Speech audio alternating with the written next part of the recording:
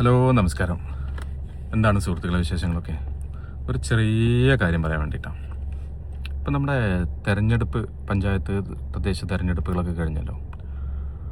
അപ്പം നിങ്ങൾ ശ്രദ്ധിച്ചോ എന്നറിയില്ല, ചില സ്റ്റാർഡം, സോഷ്യൽ മീഡിയ ഫെയിമുകൾ, വലിയ സെലിബ്രിറ്റികളൊക്കെ പഞ്ചായത്ത് തെരഞ്ഞെടുപ്പിന് മത്സരിച്ചിട്ടുണ്ടായിരുന്നു.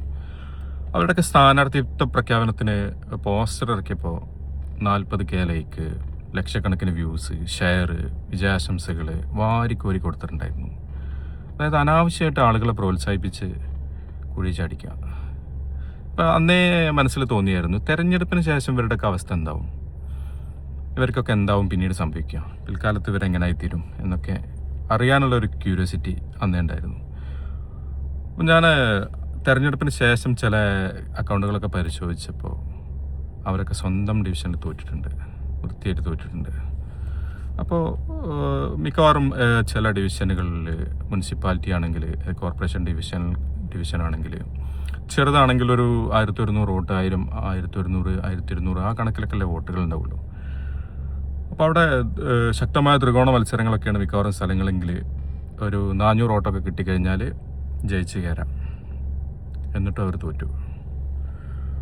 അപ്പോൾ ഗ്രൗണ്ടിൽ അവരില്ല എന്നുള്ളതാണല്ലോ. 400 വോട്ട് പോലും അവർക്ക് അവിടെ ഇല്ല. അങ്ങനെ ചില അക്കൗണ്ടുകൾ, പ്രൊഫൈലുകളൊക്കെ ഇങ്ങനെ പരിശോധിച്ചപ്പോൾ നല്ല രസകരമായി തോന്നി. അപ്പോൾ അതൊന്ന് പങ്കുവെക്കാമെന്ന് വിചാരിച്ചു. നമ്മുടെ പെണ്ണിന് പകരം മണ്ണിനെ പ്രണയിച്ച ശ്രീജിത്ത് ചെറായിയൊക്കെ തോറ്റുപോയിട്ടുണ്ട്.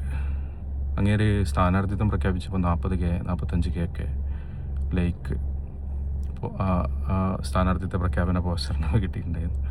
പക്ഷേ 400 വോട്ട് ഇട്ടാത്തതുകൊണ്ട് തോറ്റുപോയി. അപ്പോൾ എന്തായാലും ഇതാണ് മിക്കവാറും അവസ്ഥ. മിക്കവാറും ആളുകളൊക്കെ ശ്രീജിത്ത് ചെറായി തന്നെയാണ് ഈ വിഷയത്തിൽ. പഴംപൊരിയും പരിപ്പോടൊക്കെ തിന്നാനൊക്കെ ഒരുപാട് ഉണ്ടായിട്ടുണ്ടാവും കൂടെ. അനാവശ്യമായിട്ട് ധൈര്യം കൊടുത്തും പ്രോത്സാഹിപ്പിച്ചും ജയിക്കും എന്നൊക്കെ പറഞ്ഞിട്ട് പിന്നെ ഈ സാധുവിന് ആ തിന്ന പഴംപൊരിയുടെ അത്ര പോലും വോട്ട് കിട്ടാത്ത അവസ്ഥ. ഇപ്പം അത്ര ആളുകളൊക്കെ നാട്ടിൽ ഒന്ന് പരിശോധിച്ച് നോക്കി. നല്ല രസകരമാണ്. എന്തോ പാർട്ടിക്ക് അപ്പുറമാണ്, അല്ലെങ്കിൽ സംവിധാനങ്ങൾക്ക് അപ്പുറമാണ് എന്നൊക്കെ ധരിച്ച് എല്ലാവരും വെല്ലുവിളിച്ച് വാശി പിടിച്ച് മത്സരിക്കാൻ ഇറങ്ങിയിട്ട് അവസാനം കുഴി ചാടിച്ച് ആളുകളൊക്കെ പിൻവാങ്ങി.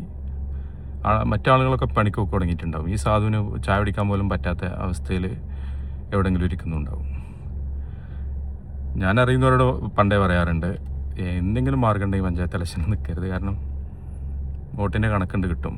സ്വന്തം നാട്ടിൽ, വാർഡിൽ വോട്ടിൻ്റെ കണക്കും അവനാൻ്റെ വലുപ്പം കൊണ്ട് കിട്ടും വോട്ടെണ്ണുമ്പോൾ.